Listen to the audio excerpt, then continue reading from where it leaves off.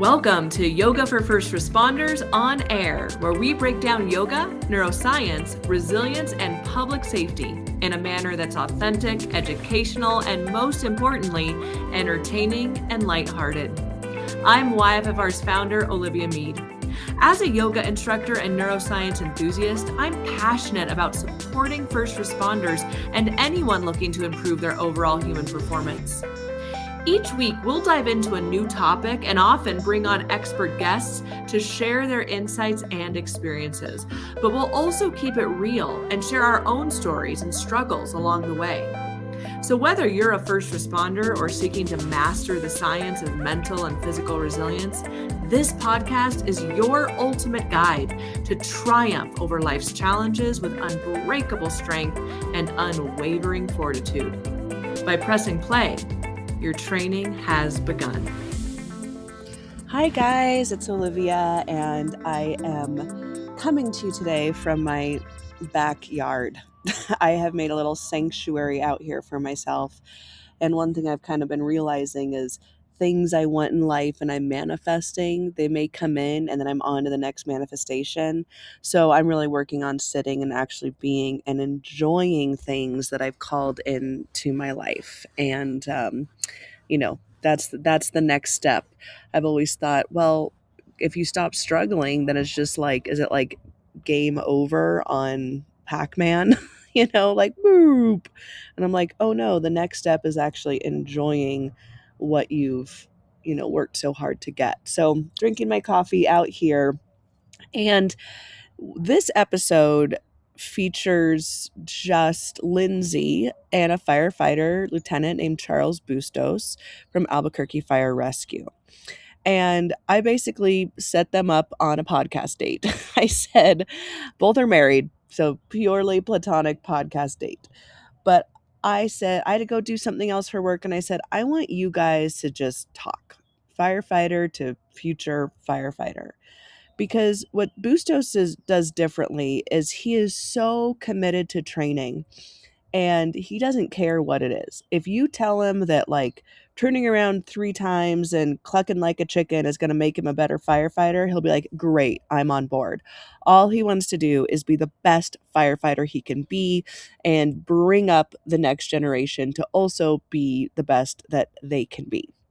And he's 22 years on the job. I mean, it seems like he's just revving his engine more and more instead of losing steam.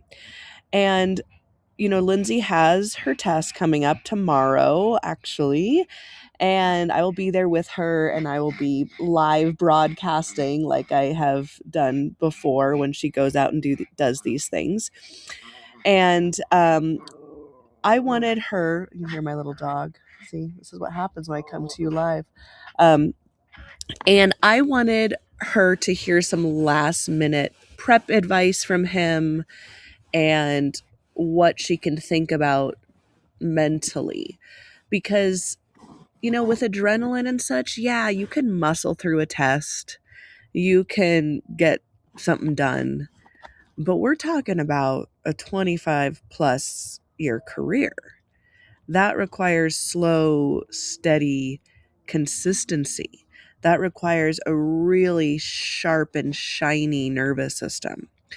And I imagine if she thinks about that sort of long-term load, then can she come into this test a little bit more gritty, a little bit more grounded?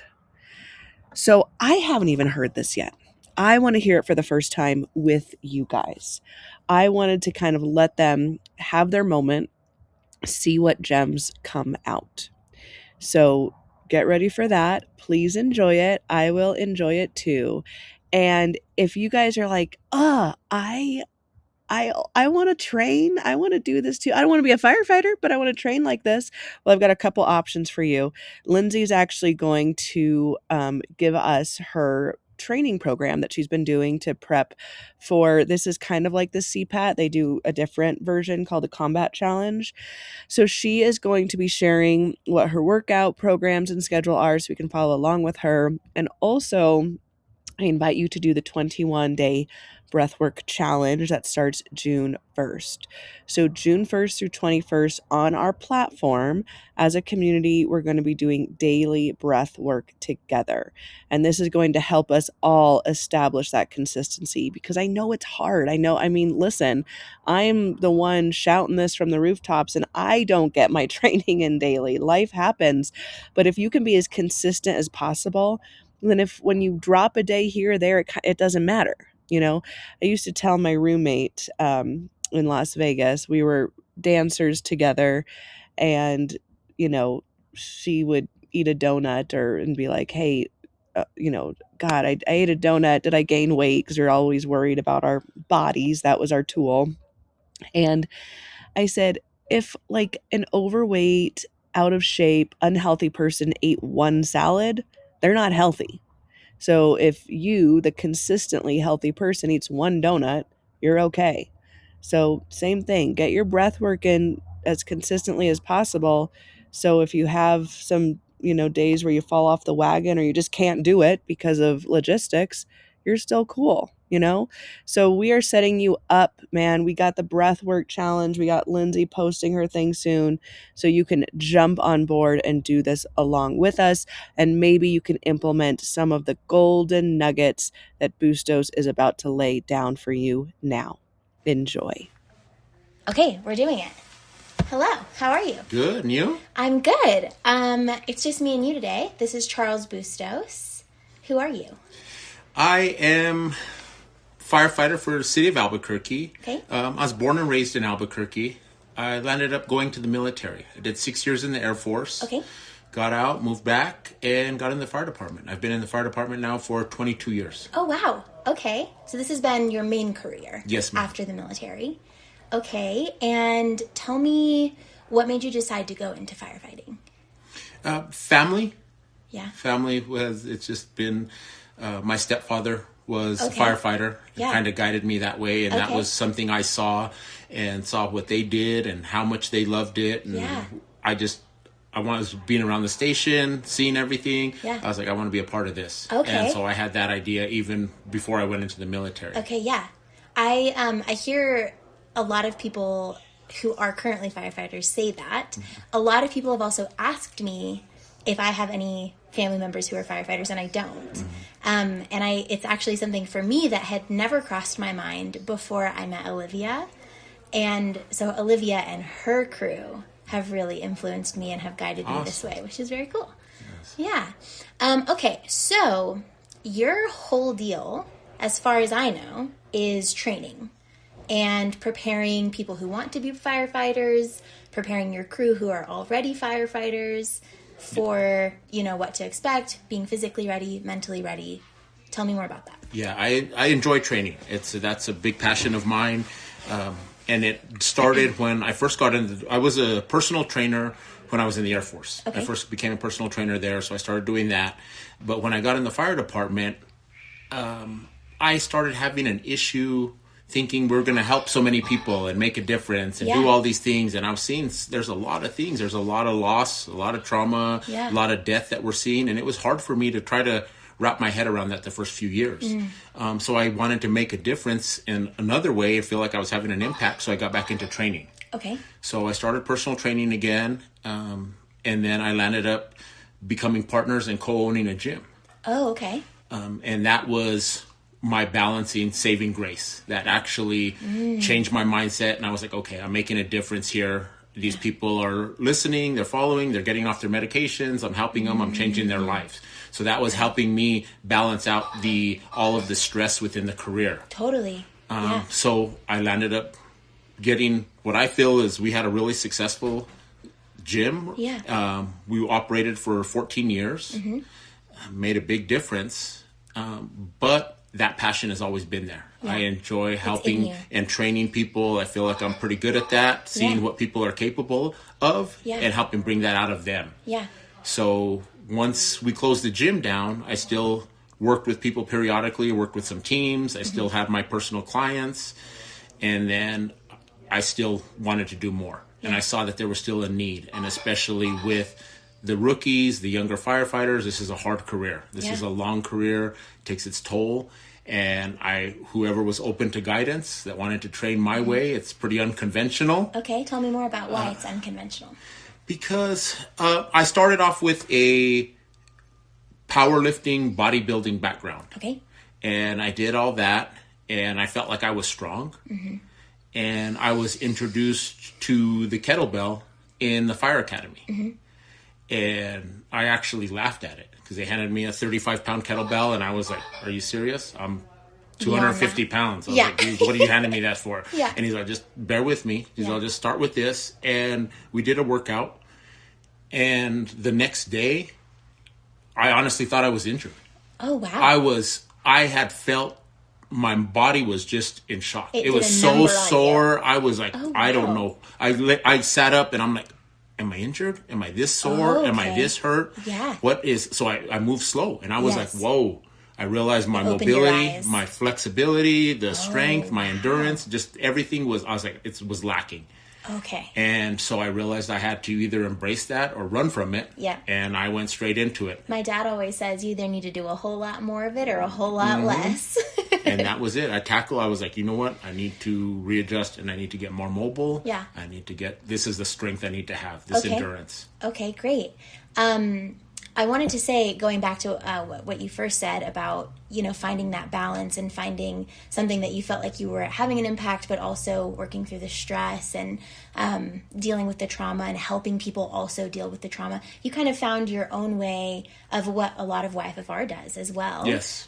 Which is incredible. That's something that's so necessary. So we're really excited to be talking to you about this, so we can put our brains together and share all of these things that do make an incredible impact and can save firefighters' lives. That's for sure. Not only in a fire, but also when they're at home dealing with what they experienced, So it's incredible that you're also doing that work out there. And that's a huge impact. The outside, we focus on how hard the job is and performing, but they don't address how hard it makes it at home or how hard it makes it on your just mental health of everything. It takes its toll on your family. It takes its toll on your kids. It's stressful all around. Just being able to exist as a human. You're not guided through that. Totally. They teach you how to work and perform, and that's it. And if you don't find your rhythm, this job will take its toll on you. Right. Yeah, and that's basically all of what YFFR is preparing for not only the fire, but what comes after. Yes. And so, that's incredible. So happy to hear that.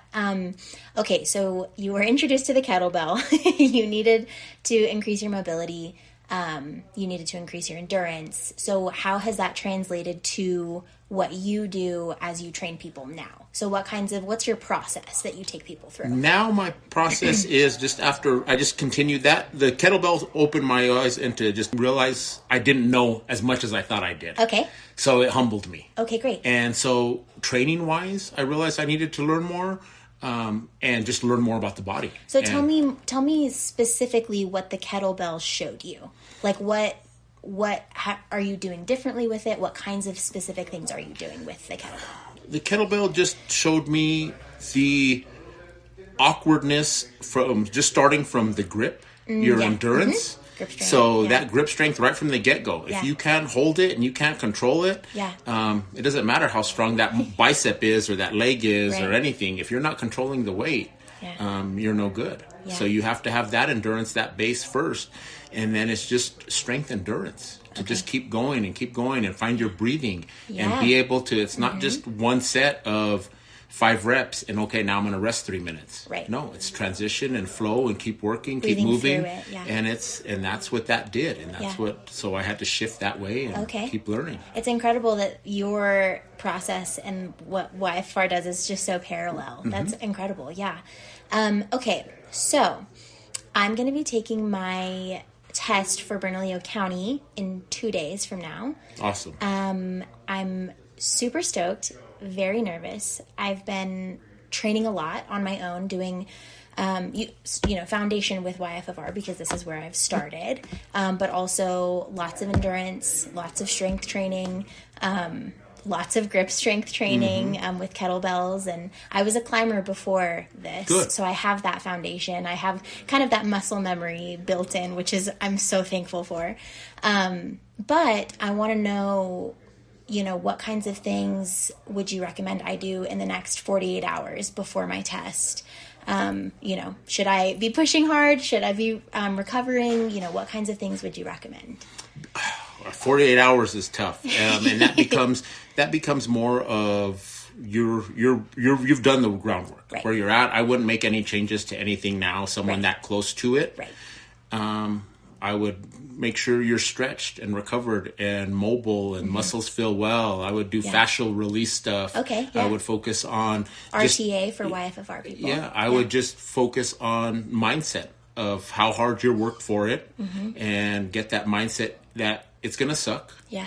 And so what? Do it. That's what we've been working for. Yeah, so grind through it. It's not going to last forever. Right. But it's going to be uncomfortable. Good. Yeah. Okay. Yeah. It's going to be uncomfortable. This is what I've been training for. Exactly. So so that mindset of quitting's not an option. Yeah. A lot of people aren't used to that, or don't know how to grind through certain things, that discomfort. Yeah. And that's the biggest thing. Yeah. And I think that's a big missing component of a lot of people's training is getting comfortable, being uncomfortable, and getting that mindset of, this sucks, let me push through it. That's also something that we talk about in YFR class. We get comfortable with the discomfort, and that's where the breath comes in, and that's where your perception comes in. And, what are you telling yourself? Where do you go in your head? Exactly. Where do you go in their head? And that's, you have to know. And that changes your chemistry, your body chemistry. If you're telling yourself you can do it, your chemistry will prepare you 100%. To be able to do that. You start doubting yourself, and your mind just starts playing tricks on you, or you know why you're doing it, and it's like, okay, let's just go. Okay, here we go. Yeah, and for me, if I can pass this test, it will change everything for my family and my husband and I. It will change what we're able to do in the future. It will change where we're able to live. It will change literally everything. And you can view something like that as so much pressure you're just crushed by it, or you can view it as I have the power to change my family's life if I can breathe through the hard stuff and just do it. And that's an awesome responsibility and empowering once you realize that that's why you're doing it, and that's what pushed you through, and you have that strength to do it and keep going. So that's the thing when I'm working with clients, and I try to get to know them and know their personality and what they have, their whys, their reasoning. I need to know that so I can push them. Totally. When I need to go through that threshold, are you? I know you're struggling. Yeah. But what about this again? Right. Now let's focus back on this, because they don't realize how to shift back and forth, and now they need to be thinking about that. Right. Okay, now it's my wife. Now it's my son. Yeah. Now it's my daughter. Yeah. Now you're tired. You're hurting. You want your daughter to see you quit? Yeah. Or now it's where you live. Yeah. The quality of your life. How bad did you want this? Exactly. Totally. And then they can realize, they take a deep breath and keep going. Yeah. Totally. This is something for me that I've really had to train my brain not to just fall into the negative rut that brains tend to fall into when you're struggling, when it's hard, when it hurts, when it's uncomfortable, when you're tired, when you're thirsty, your mouth is dry, your lungs hurt after you've ran 3 miles with 45 pounds on. And, I've really had to be so precise and specific about making my brain tell itself, I can do this, and I'm doing it right now.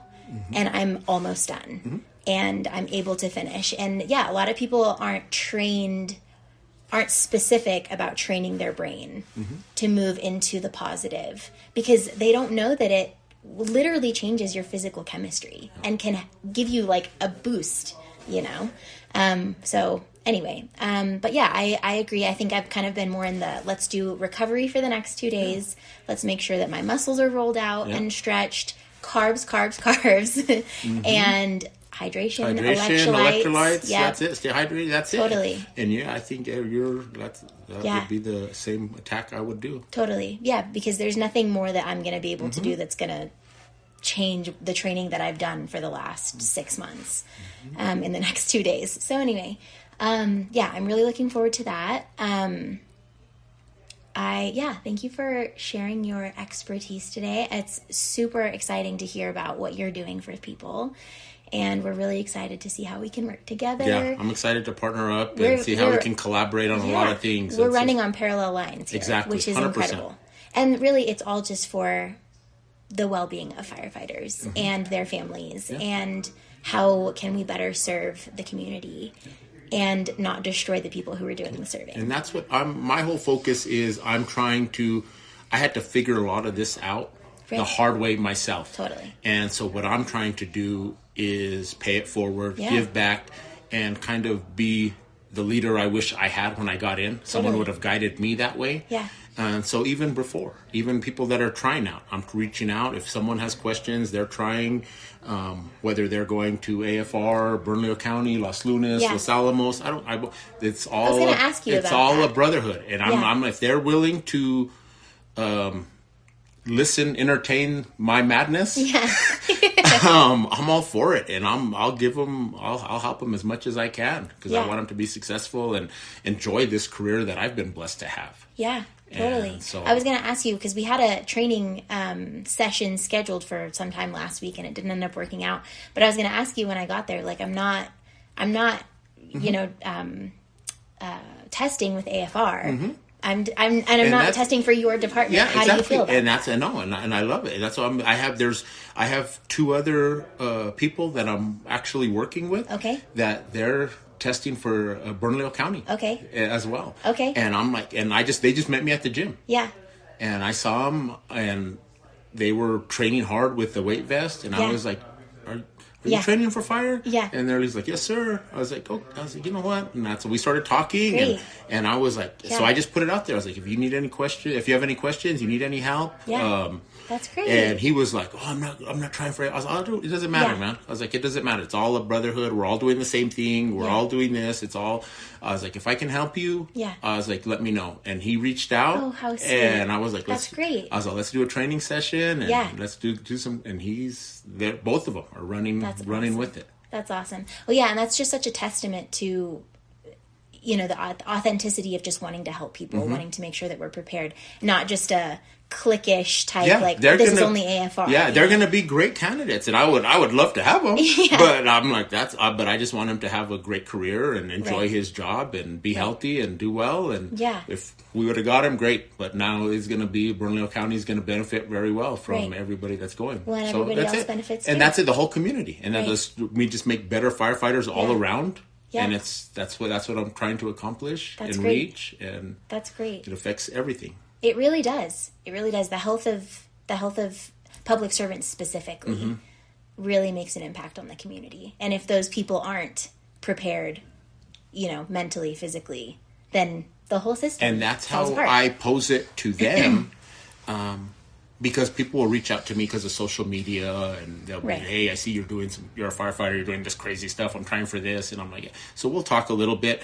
And I'm like, if you want to train, I'll assess you and I don't try to beat anybody down right away. My biggest thing is to try to just see their movement and see where they're at. See if they have injuries or correctives we need to incorporate. Make sure they're healthy first before we can start loading things. And then I'll give them some guidance. Okay. And then I just need to see that they're willing to put in the work. Yes. If they show me they're doing that, and then if they're like, I would like to train with you again, I would like to do this, and I'm not trying to make money off them. I have my personal clients. I was like, this is something to where I'm like, they're like, how much would you charge me to train me? And I'm like, here's what I'll do. I was like, I'll do another session with you, but I want you to give back. Yeah. So I make them show me that they volunteer somewhere. Yeah. So I have a bigger reach through my charity or my community involvement. And I'm like, you can help me with one of my charity events. You can help me with Roadrunner Food Bank. You can help Locker 505. You just show me that you're giving back to the community. Yeah. And then we'll schedule another session. You're creating a ripple. So that's what I'm trying. That's great. Well, and that's the whole point. Like, if we're not helping each other, then what are we doing? Yeah. That's incredible. Awesome. Well, awesome. Thank you so much for sharing. I think that Liv and I and you might have a little conversation in a little bit. But thanks for sharing everything that you're doing. Thanks for giving me a few tips. I do have one more question. Yes. For test day, any tips? What do I need to know? What are pro tips that you would give me? I've heard don't rest, don't stop moving through the test because lactic acid. I've heard nerd clusters if you do rest for sugar. I've heard get my leather gloves wet before I do the hose pull. I don't know if I'm going to do that one or not, but I have heard it.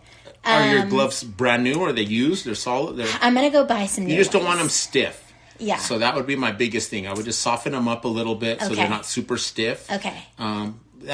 The nerds cluster, sometimes people want something in their mouth because they don't want, they get that cotton mouth. They're breathing. They got, I don't really like anything in my mouth when I'm trying to train or trying to focus on that. I don't want to take a deep breath and feel like a gum is in my throat. I'm going to cluster. Now we're start choking. I'm like, now I have to. So I'm not an advocate of anything there. Okay. One thing I've done, if someone does need like a quick boost of sugar or something right before, I try to tell people do a little bit of sea salt and honey. Okay, yeah. Like right before they go, just they get that.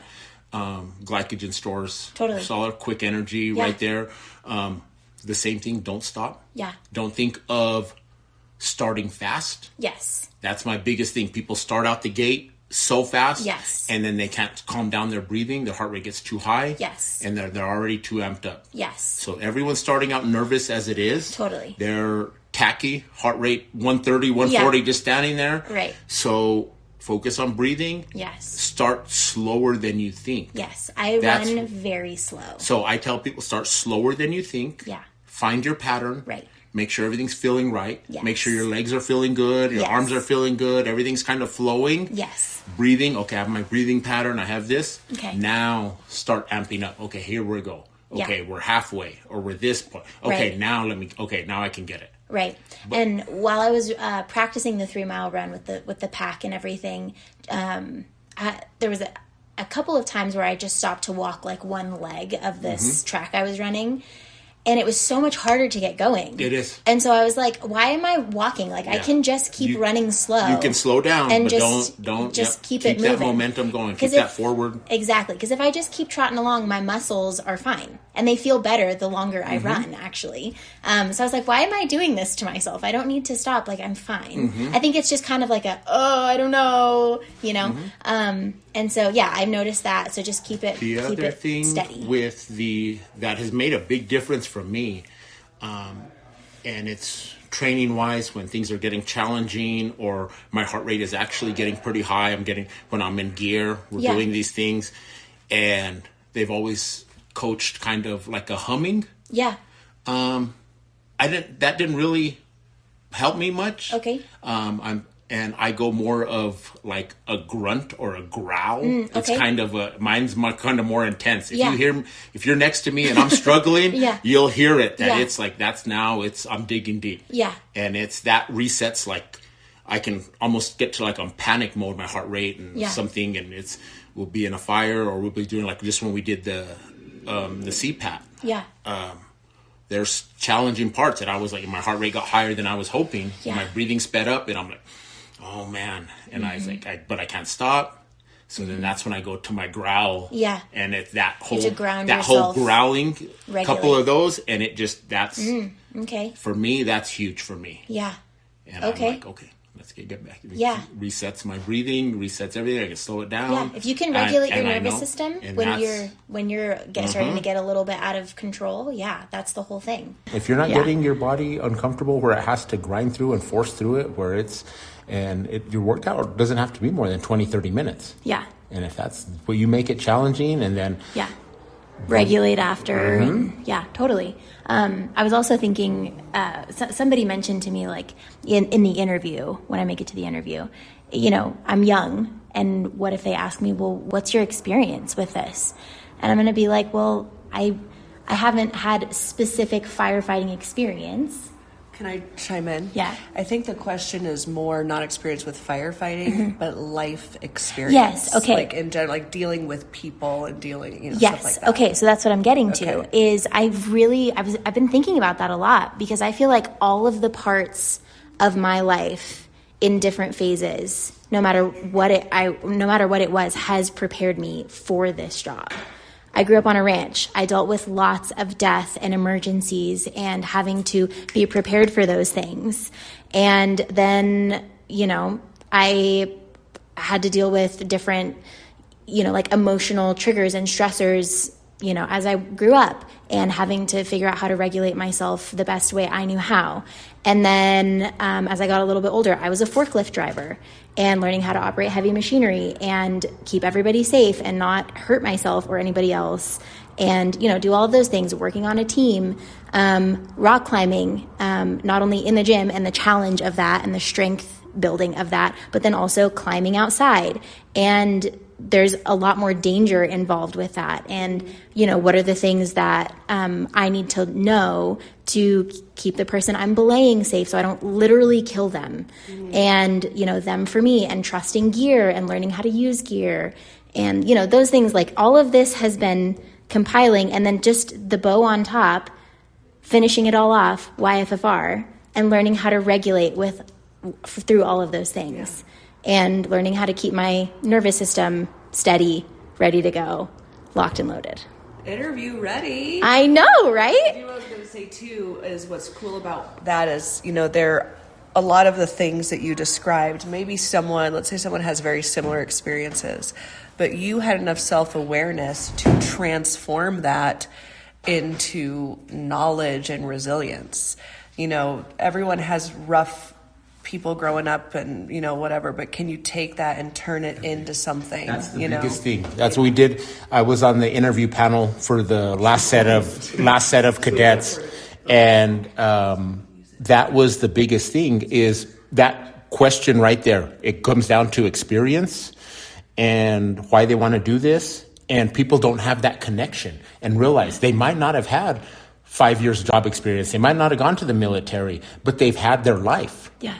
But they don't even see the experience they've gone through. They haven't created that connection yet to realize, they had these interactions in sports and they had to grind through all these things. They had these interpersonal skills they had to develop. Some of them had leadership positions.